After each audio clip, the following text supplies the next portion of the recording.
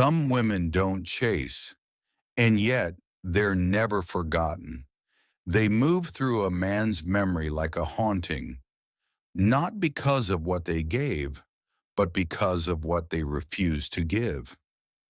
Carl Jung once said that every man carries an unknown woman inside him, his anima, the eternal feminine within. And when he meets her reflection in the outer world, he either adores her or he fears her. For what she awakens in him is not comfort, but a confrontation with his own shadow. The woman who stops chasing becomes that reflection. She no longer bends herself to win him. She no longer feeds his hunger for control. She becomes a mirror, one he cannot shatter, no matter how hard he tries. In the beginning, there is the dance. The man armored in his ego hunts for validation. He does not love, he consumes. And the woman believing love to be sacrifice offers pieces of herself. She gives softness. She gives silence. She gives pursuit. She believes that if she fills his emptiness, he will stay. But Jung taught that whatever we try to control in another is what we cannot face in ourselves. So the man, blind to his shadow, tests her devotion. He retreats to see if she will follow. He withholds to see if she will plead. And every time she chases, his hunger grows, but his respect withers. For in the archetypal field, the pursuer holds the power, and the woman who chases is no longer a mystery, but a possession. Then comes the moment she does not chase, the moment she turns away, not in cruelty, but in clarity. It is not rejection, but recognition. She sees that no amount of running toward him will bridge the distance he keeps, and so she becomes still. This silence is unbearable to him, for in her stillness he meets himself, the boy who was never enough, the man who fears he never will be. Her absence does not wound him, it reveals him. What he called love was merely projection. What he wanted from her was not her heart, but her role, to carry the weight of his unhealed shadow. Carl Jung warned that what we do not make conscious appears in our life as fate. The woman who always chases becomes trapped in this fate, repeating the story of abandonment over and over as if her love could rewrite the ending. But when she stops, the wheel turns.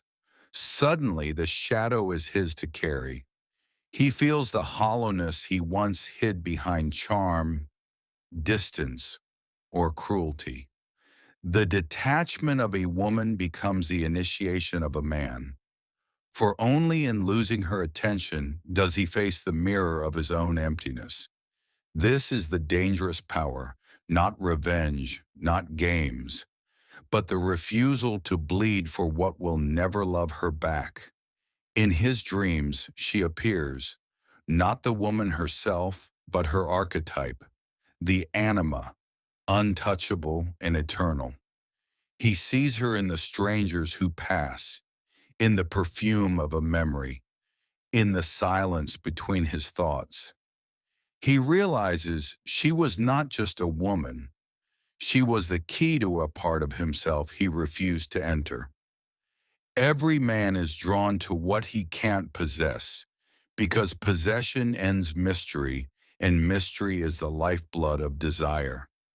The woman who stops chasing does not explain herself. Her silence is not emptiness, but depth. Her absence is not weakness, but gravity. She becomes in his psyche the eternal question, what if she was the one? Here lies the contrast. The Stoics taught detachment, that to master oneself, one must not be enslaved by desire. But trauma taught her a harsher truth, that chasing love often means reliving the wounds of childhood. The father who was distant, the mother who was silent, the boy who once ignored her, the man who now repeats the pattern.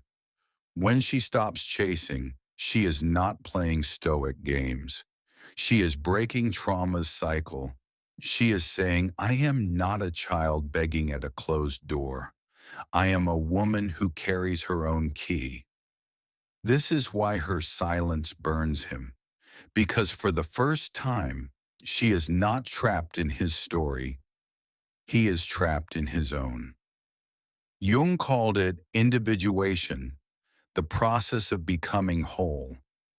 The woman who stops chasing begins this journey. She retreats. The danger lies not in what she does, but in what she no longer does. She does not plead. She does not wait. She does not explain. Her life begins to expand beyond him, and he, the man who once fed on her pursuit, begins to starve. His ego collapses under the weight of his shadow. His anima turns against him, whispering of a love he can no longer command. The very silence he mocked now becomes the silence that breaks him. For a man can resist a woman who chases, but he cannot resist the ghost of the one who walks away. And so the story does not end in revenge, but in revelation. The woman who stops chasing does not win him back. She wins herself back. Her worth was never in his hands, only in her forgetting. And now she remembers. Jung once wrote that the privilege of a lifetime is to become who you truly are. And in this becoming, she discovers the truth, that the most dangerous woman is the one who needs nothing, not his attention, not his approval, not even his love. She walks away, not with bitterness, but with vision, not with silence as punishment, but as freedom. Because the woman who walks away in silence isn't weak. She simply sees more. Join me on this journey of untold truths. Like this video and subscribe to our channel so we can keep exploring the stories that live between the heartbeats.